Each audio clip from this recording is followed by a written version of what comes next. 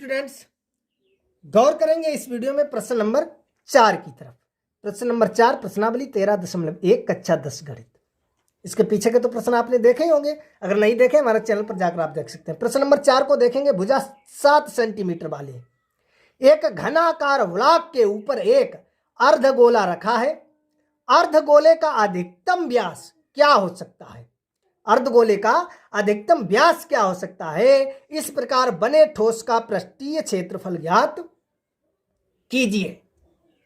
तो घनाकार ब्लॉक, यानी पहले तो आपको घन बनाना है, और घन बनाना मैं आपको अच्छी तरह से बता चुका हूं। आप बना सकते हैं, बना सकते हैं, सही है।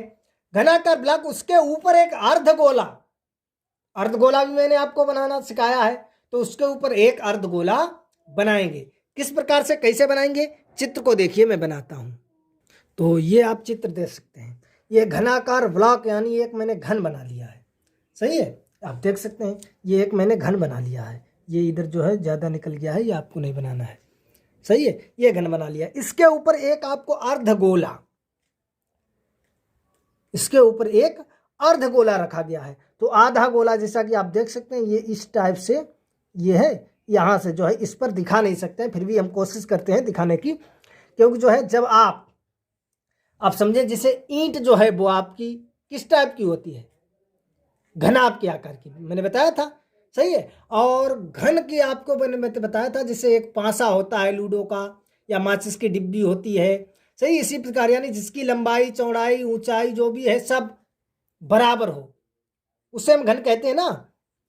तो यदि हम ईंट को बिल्कुल बीच से आधा कर दें, तब भी हमारा जैसा अगर नापे तो घन जैसा बन जाता है। फिर उसके ऊपर एक हम कटोरा रखें, सही है। यहाँ पर जो है हम इस प्रकार से आपको चित्र में, कागज पर नहीं दिखा सकते हैं, लेकिन आप कल्पना कर सकते हैं, सोच सकते हैं कि घन के आकार का कोई चीज होगा, सही है। घन के आकार, घन तो मैंने बता ही दिया आपको किस प्रकार का होगा, घन के आकार का होगा। उसके ऊपर आपको कटोरा रखना है। वो किस प्रकार से रखना है वो इस कागज में आपको दिखाई नहीं देगा, लेकिन फिर भी मैं कोशिश करता हूं दिखाने की आपको।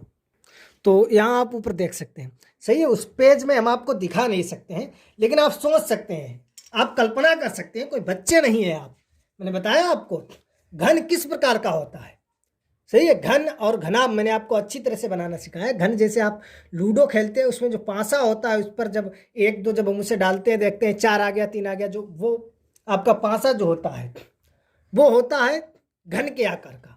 माना कि वो थोड़ा बड़ा है, उसके ऊपर एक अर्धगोलाकार, अर्धगोला जैसे आपने कटोरी देखी होगी या कटोरा बड़ा देखा होगा, वो अर्धगोलाकार। तो ये मैंने घन बता दिया। इस प्रकार से ये अर्धगोलाकार, ये जैसे मैंने एक कटोरी जैसी इसके ऊपर रख दी है। मैंने बताया कि पेज पर इसके ऊपर हम जो है आपको दिखा नहीं सकते, लेकिन आप सोच सकते हैं किस प्रकार से रखा जाएगा, सही है। ये इस प्रकार से रखा है। तो इस प्रकार बने ठोस का, ये जो ठोस बना है, इसका पृष्ठीय क्षेत्रफल ज्ञात करना है। तो पृष्ठीय क्षेत्रफल ज्ञात करने के लिए कुछ भी नहीं है, आप आसानी से ज्ञात कर सकते हैं, सही है। तो ये आप देख सकते हैं। अब यहां से आप देखेंगे, आपका क्वेश्चन कह रहा है पहले तो अर्धगोले का अधिकतम व्यास क्या होगा। तो अर्धगोले का अधिकतम व्यास, अर्धगोले का अधिकतम व्यास, सही है। तो आप देख सकते हैं व्यास इसका, ये अर्धगोला है, सही है। यही तो इसका व्यास होगा, और ये है क्या, इसके बराबर है। ये क्या है, हमारी घन की भुजा। तो लिख देते हैं घन की भुजा, या घनाकार ब्लॉक की भुजा बराबर, घन की भुजा कितनी है, 7 सेंटीमीटर। आपका क्वेश्चन कह रहा है 7 सेंटीमीटर भुजा का एक घन है। ये जो घन की भुजा की यदि हम बात करें, तो ये हमारी कितनी है, 7 सेंटीमीटर। इसी ऊंचाई की बात करें तब भी आपकी कितनी हो जाएगी, 7 सेंटीमीटर, सही है। और ये जो आपकी चौड़ाई है, मोटाई, इसकी बात करें, ये भी आपकी हो जाएगी 7 सेंटीमीटर, सही है। तो इसी प्रकार ये जो ये आपकी है, ये 7 हो जाएगी। तो घन का अधिकतम व्यास कितना हो जाएगा, 7 सेंटीमीटर। यहां से यदि हम निकालना चाहें अर्धगोले की त्रिज्या, अर्धगोले की त्रिज्या r बराबर, यानी व्यास की आधी, तो इसे ऐसे भी लिख सकते हैं 3.5 सेंटीमीटर। समझ गए आप? अब बताया गया इस प्रकार बने ठोस का पृष्ठीय क्षेत्रफल ज्ञात कीजिए। इस प्रकार बने ठोस का पृष्ठीय क्षेत्रफल ज्ञात कीजिए। तो यहां से आप देख सकते हैं, सही है। जब हम निकालेंगे ठोस का पृष्ठीय क्षेत्रफल, ठोस यानी ये जो टोटल आपकी आकृति है इसका पृष्ठीय क्षेत्रफल, तो हम निकालेंगे घनाकार ब्लॉक का संपूर्ण पृष्ठीय क्षेत्रफल। जो आपका ये घन है इसका संपूर्ण पृष्ठीय क्षेत्रफल, सही है। इसका हम निकालेंगे संपूर्ण पृष्ठीय क्षेत्रफल प्लस जो आपका ऊपर अर्धगोला है इसका क्षेत्रफल। लेकिन यहां पर आप ध्यान देंगे, जब हमने इसका ये संपूर्ण पृष्ठीय क्षेत्रफल निकाला है, संपूर्ण पृष्ठीय क्षेत्रफल, तब इसमें ये भी तो ऊपर वाला ये भी तो शामिल होगा। जब घन का पूरा हमने संपूर्ण पृष्ठीय क्षेत्रफल निकाला है तो इसमें ये भी शामिल होगा, सही है। और अर्धगोले का हमने निकाला है तब भी ये शामिल हो गया। अच्छी तरह से आप चित्र की तरफ गौर करेंगे, जब हम निकालेंगे घन का संपूर्ण पृष्ठीय क्षेत्रफल, यानी घन का संपूर्ण पृष्ठीय क्षेत्रफल, घन के पूरा घन का क्षेत्रफल निकालेंगे, सही है। एक घन का होता है पृष्ठीय क्षेत्रफल, एक संपूर्ण पृष्ठीय क्षेत्रफल। यानी घन का पृष्ठीय क्षेत्रफल आपने देखा होगा 4a² यानी 4 इंटू भुजा स्क्वायर, और घन का संपूर्ण पृष्ठीय क्षेत्रफल यानी पूरे घन का संपूर्ण पृष्ठीय क्षेत्रफल यदि आपको निकालना है तो 6a² यानी 6 इंटू भुजा स्क्वायर। तो हमने ये घन का जो है संपूर्ण पृष्ठीय क्षेत्रफल निकालना है, क्योंकि ठोस के जो आपका ये पूरा ठोस बना है, जो आकृति बनी है, इसका संपूर्ण पृष्ठीय क्षेत्रफल आपसे पूछा गया, बने ठोस का पृष्ठीय क्षेत्रफल। तो ये घन है, हमने इस घन का संपूर्ण पृष्ठीय क्षेत्रफल निकाल लिया, प्लस ये इसके ऊपर अर्धगोला है इसका निकाल लिया।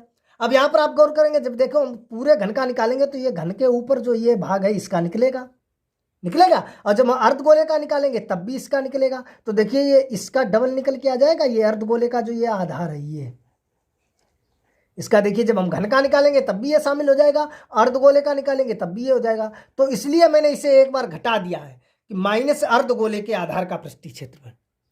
समझ गए आप अच्छी तरह से? तो यहां से आप अच्छी तरह से निकाल सकते हैं।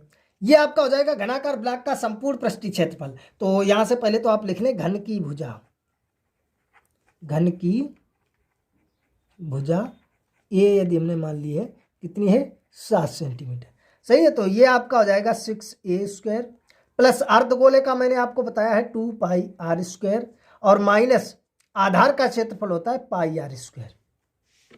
समझ गए आप अच्छी तरह से?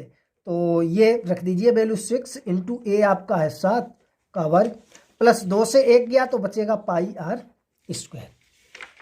समझ लेना अच्छी तरह से, कहीं पर भी कोई प्रकार की किसी समस्या है तो आप हमें बता देंगे। तो ये आपका हो जाएगा 6 इंटू 7 7 49 प्लस इसमें यहाँ पर वैल्यू रख दो 22/7 इंटू आर आपका कितना है 3.5, या ऐसे लिख सकते हैं 7/2 इंटू 7/2, सही है।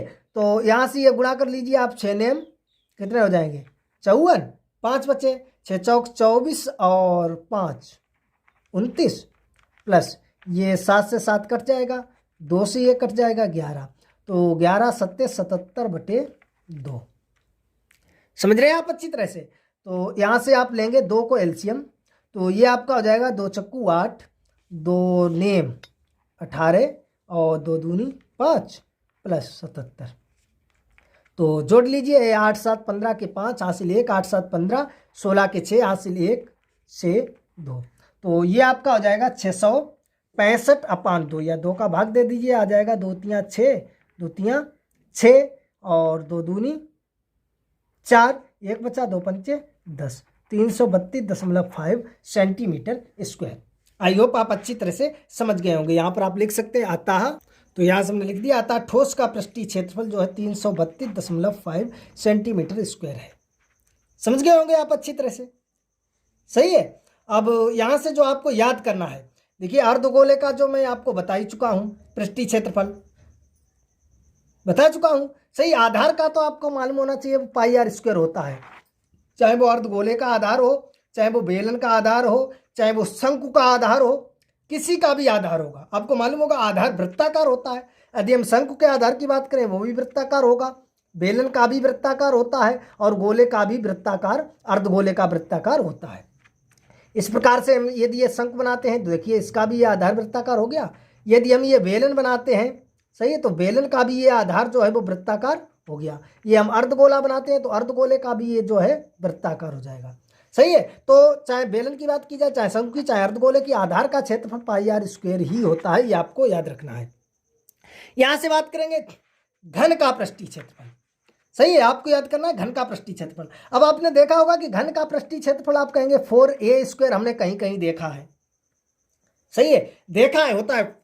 लेकिन यहां पर हम निकाल लें घन का पृष्ठीय क्षेत्रफल, यानी जो हमारा ठोस है, ठोस का पृष्ठीय क्षेत्रफल निकालेंगे। अब देखिए इस प्रकार से, जब आप देखो यहां पर हम पेज पर आपको बनाकर दिखाते हैं, कोशिश करते हैं, लेकिन दिखा नहीं सकते हैं। ये देखिए, ये हमने बना दिया है, ये आपका घन हो गया। सही है। जब हम इसका पृष्ठीय क्षेत्रफल निकालते हैं, देखिए एक तो आपको ये इधर साइड दीवार जैसी हो जाएगी। आप अपने दिमाग में पासे की तरफ जाएं, पासे की तरफ, जैसे एक तरफ आपकी ये जो भी अंकित हो गए। सही है, जैसे ये आपकी दिखाई दे रही है ये दीवार, इसका यदि हम निकालें, ये आपकी दीवार जैसी दिखाई दे रही है, ये एक ये इधर ये दीवार जैसी है। सही है, 2, और एक ये जो इधर दिखाई दे रही है 3, और एक इसके विपरीत उधर होगी जो कि पेज पर आपको दिखाई नहीं दे रही होगी। सही है। तो ये जब 4 इसके निकालते हैं, ऊपर नीचे ये छोड़ देते हैं, नीचे ये जमीन का और ऊपर जो छत छोड़ देते हैं। आपका कोई कमरा बना है, घन के आकार का है, घन के आकार का कोई कमरा है, उसकी लंबाई चौड़ाई ऊंचाई बराबर है, तो उसकी फर्श छोड़ दो और छत को छोड़ दो, तब पृष्ठीय क्षेत्रफल निकालेंगे, होता है 4a², 4 × भुजा स्क्वायर। और जब हम इस फर्श को ऊपर का सम्मिलित कर लेते हैं और नीचे आधार जो ये फर्श, नीचे जो आधार ये फर्श है जमीन, इसे भी सम्मिलित कर देते हैं, ऊपर छत को भी सम्मिलित कर लेते हैं, तब हमारा हो जाता है 6a², यानी 6 × भुजा स्क्वायर। यहां पर हमें घन का जो पृष्ठीय क्षेत्रफल निकालना है, यानी टोटल घन का निकालना, पूरे घन का निकालना है, क्योंकि घन के ऊपर अर्धगोला रखा है और टोटल पूरे ठोस की, आपका क्वेश्चन बता रहा है एक घनाकार हुलाक है, उसके ऊपर एक अर्धगोलाकार कटोरा रखा है, बने ठोस का संपूर्ण पृष्ठीय क्षेत्रफल, यानी पृष्ठीय क्षेत्रफल ज्ञात कीजिए, जो भी आपका ठोस बन रहा है। तो जो घन है उस घन का हम संपूर्ण पृष्ठीय क्षेत्रफल निकालेंगे, ना कि पृष्ठीय क्षेत्रफल। सही है, समझ गए आप अच्छी तरह से। इसीलिए मैंने सूत्र लगाया 6a²। यहां पर आप ध्यान रखेंगे, जब आपका क्वेश्चन आता है तो कह दिया जाता है कि घनाकार एक कमरा है। सही है, कमरे का पृष्ठीय क्षेत्रफल ज्ञात कीजिए, और कोष्टक में लिखा होगा फर्श और छत को छोड़कर। सही है, जब हम फर्श और छत को छोड़ देते हैं तो जो हमारा घनाकार कमरा होगा उसका हो जाएगा 4a², यानी 4 × भुजा स्क्वायर। और जब हम टोटल निकालते हैं संपूर्ण पृष्ठीय स्क्वायर, तो हो जाता है 6a²। सही है, कागज पर आपको अच्छी तरह से दिखाई नहीं दे रहा होगा। तो ये जैसे आप देख सकते हैं, ये मैंने माचिस की डिब्बी ली है। सही है, इससे मैं समझाऊंगा। ये हम मान लेते हैं घन के आकार की है, वैसे ये घन के आकार की नहीं है, क्योंकि आप देख सकते हैं इसकी लंबाई कितनी है और चौड़ाई तो ये देखो कम है। सही है, तो ये घनाभ के आकार की हो जाएगी। लेकिन उदाहरण के तौर पर हम मान के चलते हैं कि ये घन के आकार की है, तो ये आपका देखो घन रखा है। सही है, तो देखो एक तो ये इस टाइप ये दीवार हो जाएगी, ये देखो हो गई एक ये आपकी इस टाइप हो जाएगी 2, एक आपकी ये हो गई 3, ये आपकी इधर दिखा नहीं सकते, पेज पर तो दिखेगा नहीं, 4। सही है, और ये ऊपर देखो छत, और ये नीचे जो जमीन में रखी, इन्हें जब हम छोड़ देंगे तो इसका हो जाता है 4a², जिसे हम कहते हैं घन का पृष्ठीय क्षेत्रफल। सही है, और जब ये टोटल, यानी ये 2 3 4 ऊपर छत 5 और नीचे आधार 6, तो ये हो जाता है संपूर्ण पृष्ठीय क्षेत्रफल, जो कि होता है 6a²।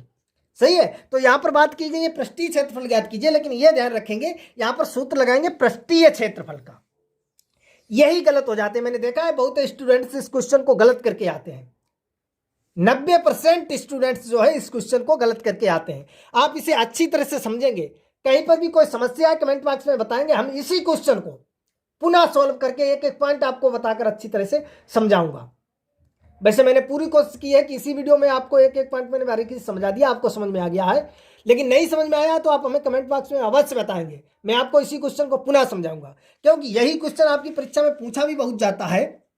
इसे ये ध्यान देंगे, प्रश्न नंबर 4 है प्रश्नावली 3.1 का, यह बहुत बार आपकी परीक्षा में पूछा गया है, और इसे स्टूडेंट्स गलत भी बहुत करते हैं कि 7 सेंटीमीटर भुजा का एक आपका घन है, जैसा कि आकृति में आप देख सकते हैं मैंने बनाया है।